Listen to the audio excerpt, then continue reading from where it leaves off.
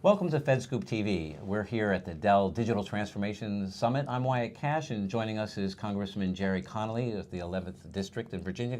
Congressman, thank you so much for joining us. Great to be with you, Wyatt. You know, I think one of the major things driving digital transformation is some of the work that you helped lead with the Vitara Act. How's that going, and what would you say is the state of that at the moment?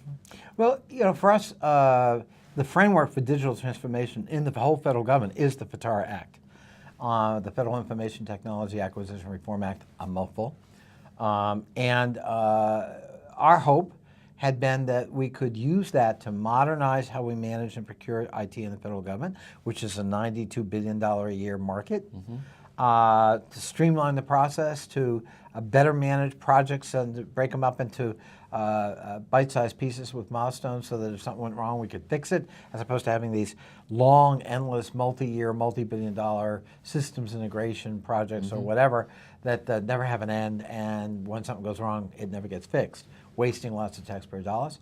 Trying to end the proliferation of data centers and consolidate and move to the cloud where we can, working with the private sector, and other moving pieces as well. And so trying to have CIOs that are empowered and accountable, and trying to move to a system where we have one CIO, at least, who's in charge of every agency. Right now we've got 24 federal agencies with 250 people titled CIO. So I would say we've made some progress, not as much as we'd like, and I think we've lost some real momentum, unfortunately, with the new administration, because the Trump White House, Trump OMB, have not yet appointed a U.S. CIO and a U.S. CTO, and that means there's no one at the top pressing colleagues and agencies to get with the program.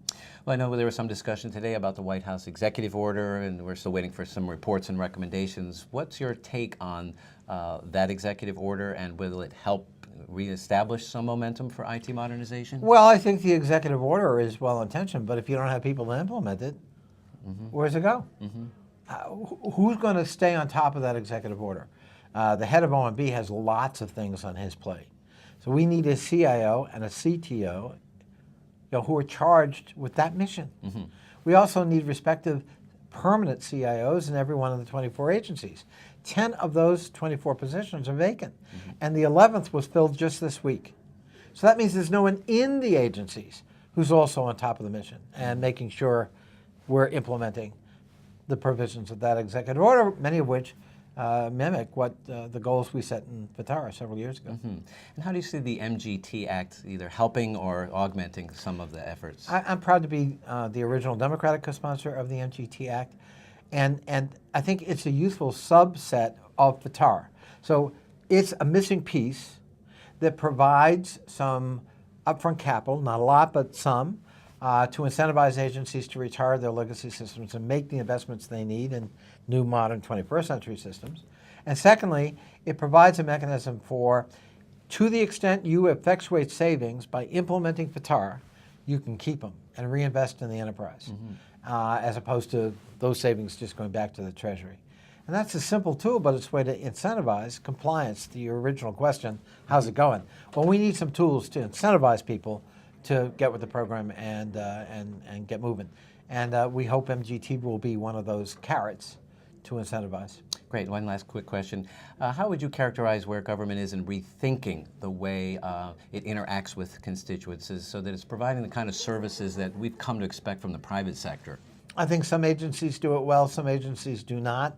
A lot of that has to do with top management and how innovative they are, how committed they are to the mission, how sensitive and aware they are of who they serve.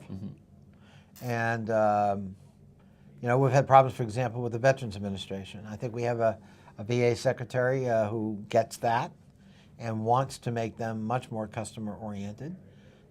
He's got a big bureaucracy to turn around. It's like turning around a ship in the middle of the ocean. But he's making some progress, and I think he's very committed to that principle. And I think a lot of the men and women who work there are too. After all, many of them are veterans. So trying to instill that sense of passion to serve and to do it to the best of your ability, I think, is the gold standard. That's in some ways what John Kennedy inspired in his inaugural address about "Ask not what your country can do for you, but what you can do for your country. That was a call to service. And we need to kind of return to the nobility of that spirit. Well, Congressman Connolly, thank you very much for joining us. We My appreciate pleasure. your efforts. Thank you, Wyatt. Great. Look for more of our coverage on digital transformation at fedscoop.com. I'm Wyatt Cash. Thanks for watching.